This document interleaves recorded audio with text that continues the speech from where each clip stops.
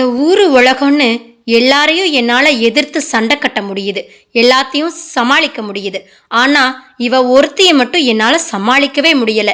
எனக்கு மட்டும்தான் இப்படியா, இல்ல கல்யாணமான எல்லாருக்கும் இப்படியா? மனைவின்னு பேரு வச்சாலே இப்படித்தான் இருப்பாங்க போல. என்னதான் பண்றதோ? ஐயோ கடவுளே! கேளடி கண்மணி, நான் உங்கள் யாழினி. இன்னும் நம்ம சேனலை சப்ஸ்கிரைப் பண்ணாதவங்க சப்ஸ்கிரைப் பண்ணிக்கோங்க. பக்கத்தில் இருக்கிற பெல் பட்டனையும் கிளிக் பண்ணிக்கோங்க.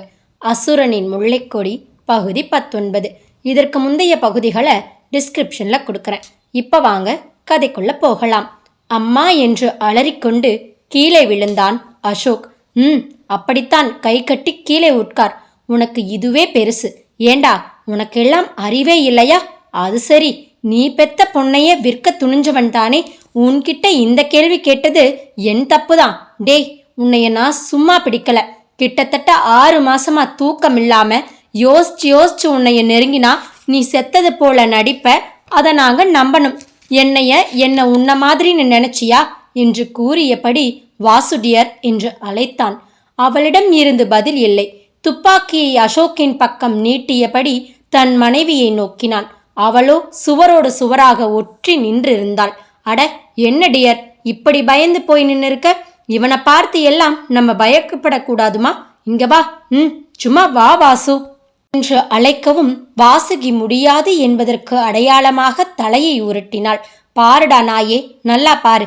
என் பொண்டாட்டி உனக்கு கேட்குதா? உன் முகத்தை கண்ணாடியில பார்த்ததில்லையா? என் பொண்டாட்டி உன்கிட்ட வரவே பயந்து போயிருக்கா.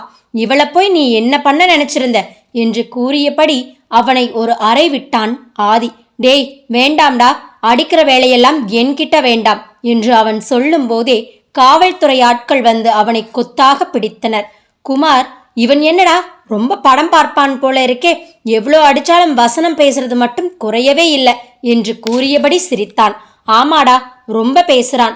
என்ன, வாசுகியை விட்டு ஒரு அடி கொடுக்கலாம்னு பார்த்தா அவ கிட்ட கூட வரல என்று கூறிக்கொண்டு இருக்கும் பொழுதே அசோக் தன்னை பிடித்தவர்களிடம் இருந்து திமிரி ஓடினான். டேய் அங்க பாரு என்று ஆதி முன்னேறும் பொழுதே அந்த சம்பவம் நிகழ்ந்தது. வேகமாய் ஓடிய அசோக் தனக்கெதிரே என்ன வருகிறது என்று கூட அறியாமல் ஓடும் நேரம் அங்கே வேகமாய் வந்த மற்றொரு காவல் வண்டியில் மோதி கீழே விழுந்தான். மோதிய வேகத்தில் விழுந்தவன் அப்படியே அசைவின்றி கீழே விழுந்து கிடந்தான். தலையில் இருந்து ரத்தம் வழிந்தபடி இருந்தது. சத்தம் கேட்டு வெளியே எட்டி பார்த்த வாசுகி அதிர்ந்து நின்றாள். ஆதித்யன் மற்றும் குமார் இருவரையும் சற்று தள்ளியே நிற்க சொல்லிவிட்டு அங்கிருந்த புலனாய்வு துறையினரும் காவல்துறை ஆட்களும் அசோக்கை பரிசோதித்தனர். இறுதியில் ஹி இஸ் டெட் என்று கூறவுமே ஆதி அருகில் சென்று பார்த்தான். அவன் மனமோ சொல்ல முடியாத ஒரு உணர்வை பிரதிபலித்தது. நாம் இவனுக்கு தண்டனை வாங்கி தர நினைக்க விதி அவனுக்கு வேறு மாதிரி ஒரு தண்டனையை கொடுத்து விட்டது என்று எண்ணினான். சார், உங்க ஒத்துழைப்பிற்கு ரொம்ப தேங்க்ஸ். மேற்கொண்டு இதை நாங்க டீல் பண்ணிக்கிறோம். நீங்க வந்து பேசி ஃபார்மாலிட்டி மட்டும் முடிங்க போதும் என்று கூறிவிட்டு அனைவரும் அசோக்கின் உடலை தூக்கி வண்டியில் போட்டு நகர்ந்தனர். குமார், ஆதி, நீ வாசுகி கூட இரு, இல்ல உங்க வீட்டுக்கு போங்க. இப்போ நான் இவங்க கூட போய் என்ன செய்யணுமோ பண்ணுறேன். நீ கொஞ்சம் ஃப்ரீ ஆன பிறகு வா. முதல்ல இங்க நடந்ததை எல்லாத்தையும் மினிஸ்டருக்கு சொல்லணும். பாவம்டா, நல்ல மனுஷன் என்று கூறவும் ஆதி சரி என தலையசைத்தான். குமாரும் செல்லவும் வீட்டிற்குள் சென்றவன் அப்பா போர்க்களம் போல இருக்கு என்று எண்ணிக்கொண்டே அமைச்சர் தர்மதுரைக்கு அழைத்து விஷயத்தை கூறினான். அனைத்தையும் கேட்ட மனிதர் ஆடித்தான் போனார். இருக்காதா, எத்தனை ஆசையாய் சீராட்டி பாராட்டி அவனை பெற்று வளர்த்தார். வயோதிகமும் முதுமையும் அவரை இன்னும் கலங்க வைத்தது. ஆனாலும் தேர்ச்சிக்கொண்டு வாழ்க்கை இதுதான் தம்பி. எந்த நேரத்துல எப்போ நம்ம முடிவு இருக்கும்னு நமக்கே தெரியாது. ஆனா வாழற ஒவ்வொரு நிமிஷமும் பயனுள்ளதா, நேர்மையா, உண்மையா வாழ்ந்து முடிக்கணும். என் மகனும் என்ன மாதிரியே இருப்பான்னு நினைச்சது என் தப்பு. அவனை கவனிக்காம விட்டது என் தப்பு. அவனால எத்தனையோ பேர் வாழ்க்கை ஒண்ணுமில்லாம போயிருக்கு. நல்ல வேலை வாசுகி உங்க மனைவியா அமைஞ்சது. இல்ல பாவம் அந்த பொண்ணு, வாழ்க்கை என்ன ஆகியிருக்குமோ என்று கூறும் பொழுதே அவர் குரல் உடைந்தது. என்ன இருந்தாலும் பெற்ற மனமல்லவா? மழை போல நம்பியிருந்த மகன் இப்படி ஒரு கேடு கெட்டவனாய் இருப்பான் என்று அவர் கண்டாரா? இல்லை இப்படியொரு சாவு வரும் என்று அவர் நினைத்தாரா? சரி தம்பி, லீகலா என்ன பண்ணணுமோ அதை நான் பார்த்துக்கிறேன். நீங்க இனிமேலாவது உங்க வாழ்க்கையை சந்தோஷமா வாழுங்க என்று கூறி தொடர்பை துண்டித்தார். விஷயம் அறிந்த நேத்ராவோ ஒரு சொட்டு கண்ணீர் கூட விடவில்லை. இந்த பாழாய் போனவனோடு வாழ்ந்த வாழ்க்கையில் நேத்ராவிற்கு கண்ணில் நீர் கூட வற்றிவிட்டது. செய்தியை கேள்விப்பட்டதும் ஒரு சிறு அதிர்வு. அதன் பிறகு எதுவும் எந்த உணர்வும் அவள் முகம் பிரதிபலிக்கவில்லை. கட்டிலில் தளர்ந்து போய் படுத்து கிடந்த தன் மகளிடம் சென்று அமர்ந்து விட்டாள். நேத்ராவின் மனதில் என்ன எண்ணங்கள் தோன்றுகிறது என்று அவளுக்கே புரியவில்லை. அசோக் அன்றே இறந்து விட்டான் என்று இருந்தவளுக்கு அவன் உயிரோடு இருக்கும் தகவலும் எந்த மாற்றத்தையும் தரவில்லை. நேத்ராவை பொறுத்தவரை தன் கணவன் உயிரோடு இருப்பதும் இல்லாமல் இருப்பதும் ஒன்றே. செய்ய வேண்டிய சம்பிரதாயங்கள் எல்லாம் ஏற்கனவே செய்து முடித்தாயிற்று. இனி செய்வதற்கு எதுவும் இல்லை, அழுவதற்கும் எதுவும் இல்லை. அவளுக்கு இப்பொழுது இருக்கும் பெரும் நிம்மதி, அவள் மகள் காவேரி எந்த பிரச்சனையும் இல்லாமல் தப்பிவிட்டாள். சிறு காயங்கள் தவிர வேறு எதுவும் இல்லை. ஆனால் அந்த இளம் குருத்தின் மனம் என்ன பாடுபட்டு இருக்கும்? என் மகளுக்கு நான் எப்படி தைரியம் சொல்லுவேன்? அவளுக்கு வாழ்க்கை மேல இருக்கிற நம்பிக்கையே போயிடுச்சே. பெத்த அப்பனே தன்னை இப்படி ஒரு அதல பாலாதலத்தில் தள்ளி பார்த்தா அவள் யாரைத்தான் நம்புவாள் இனி? இப்படிப்பட்ட கேள்விகளே நேத்ராவின் மனதை ஆக்கிரமித்தன. தன் மகளின் தலையை ஆதுரமாக தடவியபடி அமர்ந்து விட்டாள். வாழ்க்கை இனியாவது எனக்கும் என் மகளுக்கும் ஒரு விடுவை தரட்டும் ஆண்டவா என்ற பிரார்த்தனையோடு பெற்ற கடனுக்காக அமைச்சரே அனைத்து சாஸ்திர சம்பிரதாயங்களையும் முன்னின்று முடித்தார். இத்தனை காலம் அரசியல் வாழ்விலும் சரி, சொந்த வாழ்விலும் சரி, அப்பளுக்கில்லாமல் நடந்து நேர்மையானவர், நல்ல மனிதர் என்றெல்லாம் பெயரெடுத்தவர் இன்று தன் மகனின் செயலால் தலை குனிந்து நின்றார். ஆனாலும் ஏதோ ஒரு திடம் அவர் மனதுள் வாழ்வில் இதுவும் கடந்து போகும் என்று இனி தன் பேத்தி மற்றும் மருமகள் வாழ்க்கையாவது சரி செய்ய வேண்டும் என்று எண்ணிக்கொண்டார். இதெல்லாம் இப்படி நடந்து கொண்டிருக்க ஆதியோ அங்கே வாசுகியை சமாதானம் செய்ய முடியாமல் தவித்து கொண்டு இருந்தான். ஏண்டி வாசு, ப்ளீஸ் டி, வலிக்குதுடி என்று ஆதி அலறுவதற்கு காரணம் அவனது மனைவியே. சரமாரியாக அவனை தோள்களில் அடித்து கொண்டு இருந்தாள். அப்போ உங்களுக்கு முன்னமே அவன் சாகலன்னு தெரியும், அப்படித்தானே? ஆமாம்டி, ப்ளீஸ் கில்லாதே. அப்போ தெரிஞ்சும் என்னைய அங்க இருக்க ஏன் விட்டீங்க? இதுல என்னைய வச்சு தான் பிளானே போட்டி இருக்கீங்க இல்லையா? பரந்த தோட்டால ஒன்று உங்க மேலேயோ இல்லை என் மேலேயோ பட்டு இருந்தா என்ன ஆகியிருக்கும்? அதெல்லாம் ஒன்றும் ஆகாது என்றான் திட்டவட்டமாய். அவனது உறுதியான பதிலை கண்டு, அதெப்படி அவ்வளோ உறுதியா சொல்றீங்க?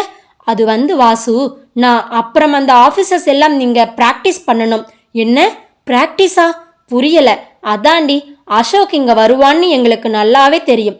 அப்படியே இல்லைனாலும் அவனை இங்க வர வச்சு இருப்போம். ஸோ அவன் வந்தா எப்படி எப்படி நடந்துக்கணும்னு இங்க ஒரு ரிகர்சல் பார்த்தோம் என்றான் ஆதி சாதாரணமாக. என்ன ரிகர்சல் பார்த்தீங்களா? டேய், எல்லாம் டான்ஸ் ப்ரோக்ராமா பண்ண போறீங்க? ரிகர்சல் பார்க்க? அது சரி, பயத்துல நின்னவன் நான் தானே. ச்சே, எல்லாம் ஃப்ராட். ஒரே ஒரு வார்த்தை என்கிட்ட சொல்லி கூப்பிட்டு வந்திருக்கலாம்ல. அடடா வாசு பேபி, உன்கிட்ட சொல்லக்கூடாதுன்னு எல்லாம் இல்லம்மா. நீ வேற லைஃப்ல த்ரில் இல்லைன்னு சொல்லிட்டு இருந்தியா? அதான் கொஞ்சம் உனக்கு சர்ப்ரைஸ் கொடுக்கலாம்னு. அதுவும் இல்லாம உன்கிட்ட சொல்லி இருந்தா நீ பயத்திலேயே எல்லாத்தையும் சொதப்பி இருப்ப. என்ன பாக்குற? துப்பாக்கி முனையில அவனை நிக்க வச்சிருக்கேன். அப்ப கூட பள்ளி மாதிரி சுவத்துல போய் ஒட்டிக்கிட்ட. அவனை 4 சாத்தி இருக்கலாம்ல. ஆதித்யன் கூறியதை கேட்டு வாசுகியின் முகத்தில் ஒரு சிறு புன்னகை. ஆனாலும் அதை வெளிக்காட்டாமல், ஆது, என்னை பொறுத்தவரை அவன் அசோக் எல்லாம் ஒரு மனித பிறவியே கிடையாது. அப்படி இருக்கும்போது நான் அவனை என் கையால தொட்டு அடிக்கணுமா சொல்லுங்க? நீ சொல்றதும் சரிதான் வாசு. சீச்சி, அவனெல்லாம் ஒரு மனுஷன். என்னமா ஆடுனா? இப்ப பாரு, அவன் எதிர்பார்க்காத நேரத்துல அவன் உயிர் அவனுக்கே இல்லாம போயிடுச்சு. எத்தனை பேரோட உயிரையெல்லாம் இவன் விலை பேசியிருப்பான். இப்போ இவனே இப்படி செத்துட்டான் என்று அவன் கூறும் பொழுதே வாசுகி அங்கே சுற்றுமுற்றும் கவனித்தாள். ஆதி நினைத்தது போல அவ்விடம் போர்க்களமாகத்தான் காட்சியளித்தது. அவளது பார்வையை உணர்ந்த ஆதி, சரி வாசு, இங்க நம்ம இருக்க வேண்டாம், கிளம்பலாம் என்று கூறவும் விழுக்கென்று திரும்பி முறைத்தாள். என்ன வாசு என்று கேட்கவும் பதிலேதும் சொல்லாமல் கைகளை கட்டு அமர்ந்தே விட்டாள். ஏண்டி இப்படி எடுத்தம் பண்ணற? வா, வீட்டுக்கு போகலாம். கிளம்படி. இங்க பாரு, இந்த இடமே எப்படி இருக்குன்னு அவனை முறைத்தவள், எப்படி இருக்கு? நானா இங்க எல்லாத்தையும் இழுத்து போட்டேன்? துப்பாக்கி வச்சு நானா எல்லாரையும் சுட்டு தள்ளன? எனக்கு அதெல்லாம் தெரியாது. நான் வர முடியாது. இப்படி சொன்னா எப்படி வாசு? சரி சரி, முறைக்காத. இரு கிளீன் பண்ண வீட்டிலிருந்து யாரையாவது வர சொல்றேன். ஏன், உங்களுக்கு கையில்லையா? சுட மட்டும் தெரிஞ்சுது, இழுத்து போட்ட எல்லாத்தையும் சுத்தம் பண்ண தெரியாதா? ஒரு வாரம் இங்க இருக்கலாம்னு தானே கூட்டி வந்தீங்க, நான் இங்கிருந்து நகர மாட்டேன் என்று மீண்டும் அழுத்தமாய் அமர்ந்து கொண்டாள். என்ன, நானா? நான் இதையெல்லாம் கிளீன் செய்யணுமா? ஓய் எந்திரிடி, கிளம்பு என்று அவள் கைகள் பிடித்து இழுத்தான். ஆனால் அவனால் இழுக்க மட்டுமே முடிந்தது. ஷு, அத்தனை பேரையும் ஒருத்தனா சமாளிக்க முடிஞ்சது, ஆனா இவ ஒருத்திய சமாளிக்க முடியலையே என்று புலம்பியபடு வாசு என்றான். என்ன ப்ளீஸ் டி, எல்லா பிளானும் பக்காவா போட்டேன்னு பெருமையா சொல்லிட்டு இருந்தீங்கல்ல, இதுதான் உங்க பிளான்ல லாஸ்ட் ஒன். ஓ, நீங்க தான் கிளீன் பண்ணணும். எனக்கு நடந்தது எல்லாம் பார்த்து தலைவலியா இருக்கு, நான் போய் கொஞ்சம் ரெஸ்ட் எடுக்கிறேன் என்று கூறியபடி உள்ளே சென்று விட்டாள். அத்தனை நபர்களை மிக சுலபமாக சரிக்கட்டியவன் இன்று தான் தாலி கட்டிய மனைவியை சரிக்கட்ட முடியாமல் திகைத்து நின்றான் ஒரு சிறு புன்னகையோடு. வாசு என்று காட்டுக்கத்தலாக கத்திக்கொண்டு இருந்தான் ஆதித்யன். ஆனால் அவன் அருகிலேயே அமர்ந்திருந்த வாசுகியோ இவன் கத்துவது எதுவும் காதிலேயே விழவில்லை என்பது போல அசட்டையாக அமர்ந்து இருந்தாள். என்ன கத்தியும் கூப்பாடு போட்டும் ஒரு பிரயோஜனமும் இல்லை என்று தெரிந்த பின்னே மெல்ல நகர்ந்து அவளை நெருங்கி அமர்ந்தான் ஆதி. அவன் ஒரு அடிய நகர்ந்தால் வாசுகி 2 அடி விலகினாள். ஒரு அளவுக்கு மேல் அவனால் பொறுமையை இழுத்து வைக்க முடியவில்லை. ஏண்டி வாசுகி, உனக்கு என்னதான் வேணும்? ஏன் இப்படி இடுத்தம் பண்ணற என்று பொறிந்தான். வாசுகி திருமணமான இத்தனை நாட்களில் முதலாக முழு பெயர் சொல்லி அழைக்கிறான். விழுக்கென்று திரும்பி முறைத்தாள் வாசுகி. இப்போ எதுக்கு இந்த ரியாக்ஷன் என்பது போல பார்த்தான் ஆதி. இவர்கள் இருவரையும் வேடிக்கை பார்த்தபடி ஆதித்யனின் தம்பிகள் மூவரும் சிரிப்பை சிரமப்பட்டு கட்டுப்படுத்தி கொண்டு இருந்தனர். அங்கே பண்ணை வீட்டில் ஒவ்வொரு மணித்துளையும் ஆதியோடு இனிமையாகவும் நிறைவாகவும் கழித்தாள். சில நேரம் இப்படியே இருந்துவிடக்கூடாதா என்றே எண்ணுவாள். ஆனால் அவளுக்கு ஆதியின் குடும்பத்தில் இருக்கும் பொறுப்புகள் நினைவுகள் வந்து ஒரு வழியாக ஆதித்யனையும் வீட்டிற்கு இழுத்து வந்து இருந்தாள். முதலில் ஆதித்யனுக்கு கிளம்பவே மனமில்லை. ஏண்டி இப்படி எல்லாத்துக்கும் பிடிவாதம் பிடிக்கிற? சோழன் டெல்லி போயிருக்கான் ஒரு மீட்டிங்க்கு. பாண்டியனும் சேரனும் வர இன்னும் முழுசா 2 நாள் இருக்கு. அதுக்குள்ள ஏன் இப்போ கிளம்பணும்னு சொல்லற என்று சலிப்பாக கேட்டான் அவள் கழுத்தில் முகம் புதைத்தபடி. தன் கணவன் தன்னோடு இருக்க விரும்புகிறான் என்ற எண்ணம் அவளுக்கு மகிழ்வை தந்தாலும் ஏனோ அவளுக்கு அங்கே செல்ல வேண்டும் போல இருந்தது. என்ன அது இது? வீடு ஒரு வாரமா பூட்டி இருக்கு, தூசியா இருக்கும். இன்னைக்கு நம்ம போனாதான் எல்லாம் கிளீன் பண்ணி செட் பண்ண சரியா இருக்கும். பசங்க வீட்டுக்கு வரும்போது இப்படியா வீட்டை போட்டு வைக்கிறது? சொன்னா கேளுங்க, நான் உங்களுக்கு பொண்டாட்டி மட்டும் இல்ல, உங்க வீட்டுக்கு மூத்த மருமகளும் கூட. அந்த கடமையை எல்லாம் நான் சரியா செய்ய வேண்டாமா? இதை கேட்டதும் ஆதித்யனின் வாய் அவனையும் அறியாமல் ஆமாமா பெரிய பொறுப்பு, போடி, பொறுப்பு பத்தி பேசுறவ ஏன் வீட்டை விட்டு போன என்று தெரியாமல் கேட்டுவிட்டான். வார்த்தைகளை கொட்டிய பின்னரே இவ்வார்த்தைகள் வாசுகியை எத்தனை காயப்படுத்தும் என்று அறிந்து வாசு என் அழைத்தபடி அவள் முகம் பார்த்தான். அவளோ அடிபட்ட ஒரு பார்வை பார்த்தாள் ஆதியை. அப்பார்வையை தாங்காதவன் வேகமாக அவளை இழுத்து அணைத்து கொண்டான். சாரிடி, சாரி வாசு, நான் நிஜமா உன்னை ஹர்ட் செய்ய இப்படி சொல்லல. அது தானா என்னையும் அறியாமல் என்று இதற்கு மேல் என்ன கூறுவது என தெரியாமல் விழித்தான். அவன் முகத்தை பார்த்தவள் என்ன நினைத்தாளோ அவனிடம் இருந்து விலகிச் சென்றாள். சி ஆதி, என்ன மனுஷனி, கொஞ்சம் கூட உனக்கு அறிவே இல்லை. ஒரு நிமிஷத்துல எல்லாத்தையும் கெடுத்து வச்சுட்ட பாரு. வாசுகிக்கு எவ்வளோ கஷ்டமா இருக்கும் என்று தன்னைத்தானே திட்டியபடி வாசு என்று மனைவியை தேடிச் சென்றான். அவளோ எங்கோ பார்வையை பதித்தபடி அமர்ந்து இருந்தாள். முகத்தில் ஒரு உணர்வும் இல்லை. சாரிடி என்றவாறு அவளது கைகளை பற்றினான். அவனது தொடுகையை உணர்ந்தவள் இல்ல ஆது, நான் தான் சாரி சொல்லணும் என்று வாய் திறந்தாள். அவன் கேள்வியாய் நோக்கினான். ஆமா மாது, நான் தான் உங்ககிட்ட சாரி சொல்லணும். நமக்குள்ள நோ சாரி நோ தேங்க்ஸ்னு சொன்னது என்னவோ நான் தான். ஆனா கண்டிப்பா இந்த சாரி நான் கேட்டேதான் ஆகணும் மாது. ப்ளீஸ் என்னை கொஞ்சம் பேச விடுங்க. நீங்க அப்பா அம்மா தம்பிங்க எல்லாரும் என்னோட மன நிம்மதியை முக்கியமா நினைச்சுதான் என்கிட்ட எதுவும் சொல்லாம இருந்தீங்க. எனக்கு அது நல்லாவே புரியுது. ஆனா ஒருவேளை சொல்லி இருந்தா இந்த பிரச்சனையோட தீவிரம் எனக்கு இன்னும் புரிந்து இருக்குமோ என்னவோ. ஆனா அது நான் வீட்டை விட்டு கிளம்பும்போது சத்தியமா என்னை பத்தி கொஞ்சம் கூட நினைக்கவே இல்லை. என் நினைப்பு எல்லாம் உங்க பாதுகாப்பு மேலதான் இருந்தது. ஒருவேளை நான் அசோக் கிட்ட மாட்டிக்கிட்டா அப்படிங்கிற கேள்வியே என் மனசுல வரல. அது உங்களுக்கு எதுவும் ஆகிட்டான்னு மட்டும்தான் நான் நினைச்சேன். அன்னைக்கு அம்மா என்கிட்ட சொன்னாங்க, நீங்க அம்மா கிட்ட சத்தியம் செய்தீங்களாம், எந்த சூழ்நிலையிலும் நான் அந்த அசோக்கை வாசுகி கிட்ட நெருங்க விட மாட்டேன்னு. இந்த நிமிஷம் வரைக்கும் நீங்க அந்த சத்தியத்தை உண்மையாக்கியிருக்கீங்க. அது கல்யாணமான அன்னைக்கு இருந்து உங்களோட பாதுகாப்பிலேயே இருந்துட்டேன். அதான் எனக்கு பெருசா எதுவும் தோணாமல் இருந்திருக்கு. ஆனா நீங்க எல்லாம் எத்தனை சிரமம், எத்தனை வருத்தம், இதுக்கு நடுவுல நான் வேற எல்லாரையும் வார்த்தையால குத்திட்டு இருந்தேன். இதையெல்லாம் பொறுத்து ஒவ்வொரு விஷயத்தையும் சரியா பண்ணி, அப்பா எவ்வளோ ஸ்ட்ரெஸ் இருக்கும் உங்களுக்கு. ஆனா அதையெல்லாம் ஒரு நாள் கூட நீங்க என்கிட்ட காட்டுனது இல்லையே ஆது. நான் இன்னும் கூட உங்களை புரிஞ்சுக்காம இருந்தா தப்பு ஆது. நீங்க உங்களை அறியாம சொன்னீங்கன்னு எனக்கு தெரியும். இப்போ நான் ஒரு ப்ராமிஸ் செய்யறேன். எந்த ஒரு சூழ்நிலையிலும் நான் உங்களை தப்பா மட்டும் நினைக்க மாட்டேன் என்று கூறி அவன் தோள் சாய்ந்தாள் வாசுகி. தன் மனைவியின் நீண்ட பேச்சை கேட்ட ஆதித்யனுக்கு மனம் நிறைந்தது. எங்கே தன்னை புரியாமல் மீண்டும் நடந்து விடுவாளோ என்று அஞ்சிய மனதிற்கு அவள் கூறிய வார்த்தைகள் அஞ்சனம் பூசியது போல இருந்தது. எதுவும் கூறாமல் தன்னவளை தன்னோடு மேலும் இறுக்கிக் கொண்டான். வாசு, உனக்கு இன்னும் அந்த அசோக்கை எப்படி நாங்க முதலில் பிடித்தோம்னு தெரியாதே என்றான். வேண்டாம் மாது, செத்து போனவனை பத்தி பேசி இனி என்ன ஆக போகுது? இல்ல வாசு, இதுதான் முதலும் கடைசியும் நம்ம அவனை பத்தி இந்த விஷயம் பத்தி பேசுறது. ப்ளீஸ். சொல்லுங்க ஆது. அன்னைக்கு மினிஸ்டரை பார்த்துட்டு வரவும் தான் நீ இங்க இல்லைன்னு தெரியும் வாசு. நிர்மலா ஆண்டி ரீனாவை என்ன கேட்டும் அவங்க தெரியாதுன்னு சொல்லிட்டாங்க.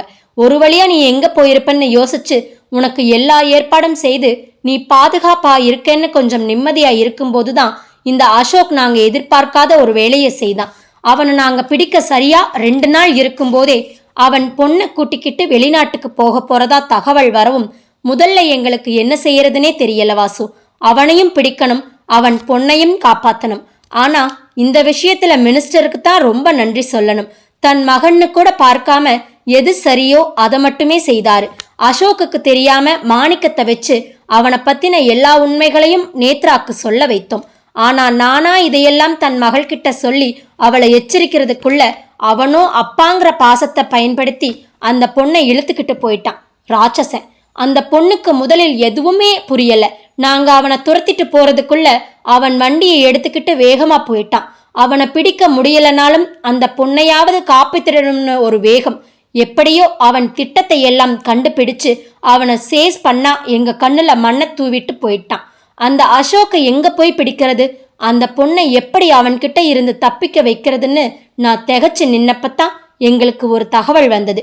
ஒரு பொண்ணு அடிபட்டு விழுந்து கிடக்கு.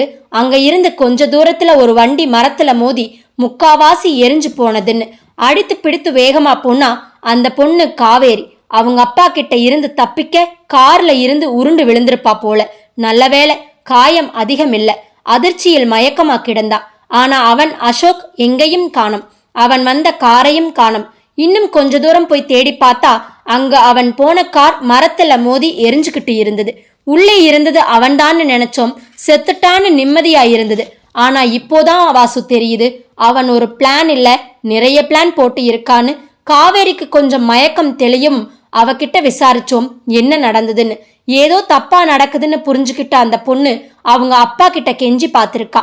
அப்பா வேண்டாம்ப்பா, நாம வீட்டுக்கே போயிடலாம்ப்பா. எனக்கு இப்போ வெளிநாடு எல்லாம் போக ஆசை இல்லப்பா, ப்ளீஸ். என்ன காவேரி, என்ன திடீர்னு வீட்டுக்கு போகணும்னு சொல்ற? என்ன உங்க அம்மா ஏதாவது சொல்லி அனுப்பினாளா?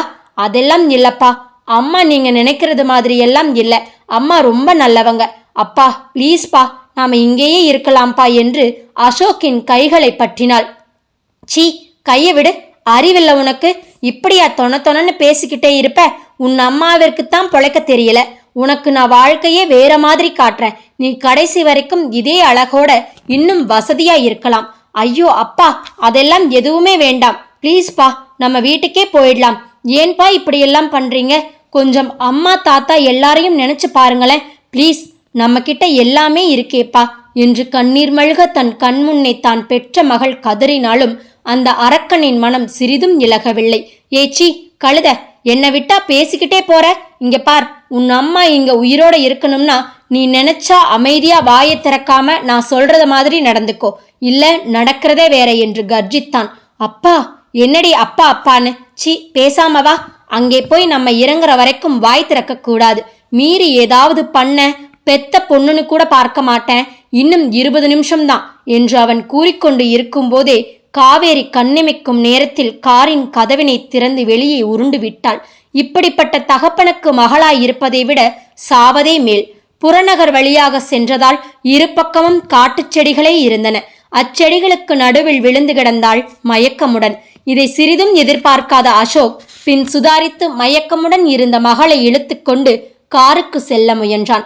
பதற்றம் காரணமாகவோ என்னவோ அவனால் அதை செய்ய முடியவில்லை. ச்சே, என்ன இது, கடைசி நேரத்துல இப்படி பண்ணிட்டா. இவளை தூக்கி காருக்கு போடுறதுக்குள்ள எல்லாம் வந்துடுவானுங்களே. என்ன நடந்தாலும் சரி, நான் மாட்டிக்க கூடாது. அப்போதான் எல்லாருக்கும் ஒரு பாடம் கத்துக் கொடுக்க முடியும் என்று எண்ணியவன் காவேரியை அப்படியே விட்டுவிட்டு தன் காரில் பறந்தான். ஆதி மற்றும் அனைவரும் வந்து பார்க்கும் பொழுது அசோக்கின் கார் முற்றிலுமாக எரிந்து கிடந்தது. உள்ளே ஒரு ஆள் எரிந்து போய் இறந்ததற்கான எல்லா அம்சங்களும் அப்படியே இருந்தன. அதை கண்ட அனைவரும் அசோக் மரணித்து விட்டான் என்றே எண்ணினர். ஆனால் அவனோ இவர்கள் எண்ணம் எல்லாம் பொய் என்பதை நிரூபணம் செய்து ஆதி வாசுகி வாழ்வில் மறுபடியும் குறுக்கிட்டு இதோ கண்ணிமைக்கும் நேரத்தில் அவனே எதிர்பார்க்காத ஒரு தருணத்தில் உயிரை விட்டான். அவன் அந்த அசோக் கோடி கோடியாய் சம்பாதித்து என்ன கண்டான்? மனைவி மகளை பாடாய்ப்படுத்தி என்ன சந்தோஷம் அனுபவித்தான்?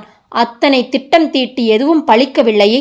அவன் வாழ்வை அவனே சற்று திரும்பி பார்த்திருந்தால் 0 என்று அவனுக்கு புரிந்திருக்குமோ என்னவோ.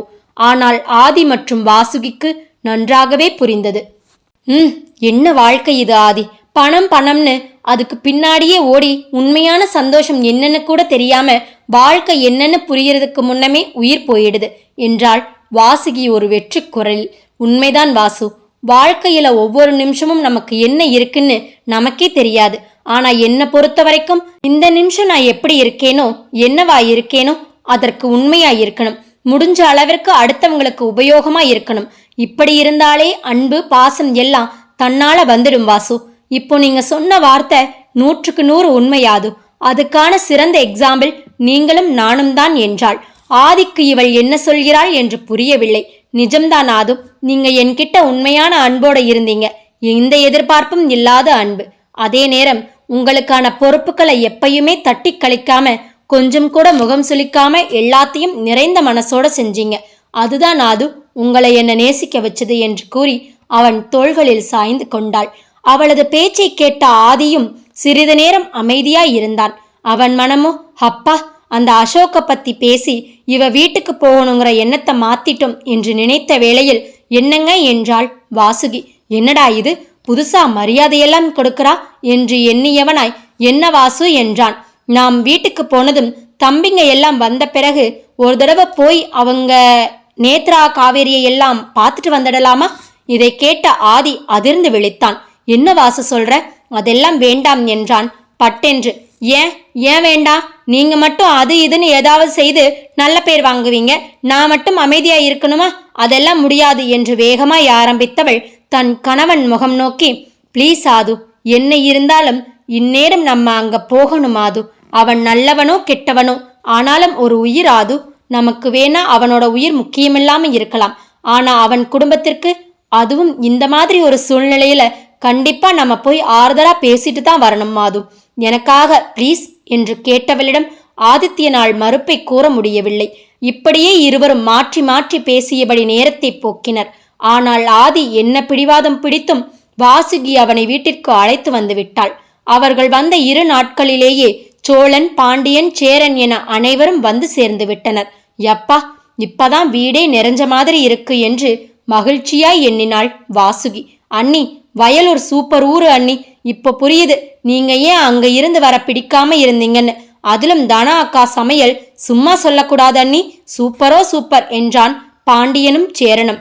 சோழன் தன் அண்ணனிடம் தான் சென்று வந்த வேலையை பற்றி பேசிக்கொண்டு இருந்தான். இப்படியாக அனைவரும் ஒன்றாய் அமர்ந்து வெகு நாட்கள் கழித்து பேசிக்கொண்டு இருந்ததில் நேரம் போனதே தெரியவில்லை. அப்பொழுதுதான் நினைவு வந்தவளாக, ஹே சொல்ல மறந்துட்டேன், நம்ம எல்லாம் நாளைக்கு மினிஸ்டர் வீட்டுக்கு போலாம், என்னங்க நாளைக்கு வரவான்னு கேட்டு சொல்லுங்க என்று கூறவும் இளையவர்கள் அனைவரும் ஆதித்யனின் முகம் நோக்கினர். ஆதிக்கோ ஏனோ வாசுகியை அங்கே அழைத்து போவதில் விருப்பம் இல்லை. அசோக்கின் விஸ்வாசி என்று எவனாவது இவளை பார்த்தால் மறுபடியும் பிரச்சனை கிளம்பும் என்று எண்ணினாள். ஆனால் வாசுகியிடம் கூறினால் பிடிவாதம் செய்வாள் என்று எண்ணி, வாசு இப்போதானே வந்திருக்காங்க, இவனுங்க எல்லாம் கொஞ்சம் ரெஸ்ட் எடுக்கட்டும், ஒரு 3 நாள் போகட்டும், நானும் அவங்க கிட்ட பேசிட்டு சொல்றேன் எனவும் வாசுகி முதலில் ஒப்புக்கொண்டாள். ஆனால் ஆதி கூறிய 3 நாட்கள் 1 வாரம் ஆகவும் தான் வாசுகி இப்பொழுது மலையேறி அமர்ந்திருப்பதற்கு காரணம். என்ன சமாதானம் கூறியும் வாசுகி அதையெல்லாம் கேட்பதாயில்லை. அதுவும் ஆதியோ வாசு என்று முழு பெயரில் அழைக்கவும் அவ்வளோதான். என்ன வாசுகியா? ஓ, என் பேரு சொல்லி கூப்பிடக்கூட உங்களுக்கு பிடிக்காமல் போனதா?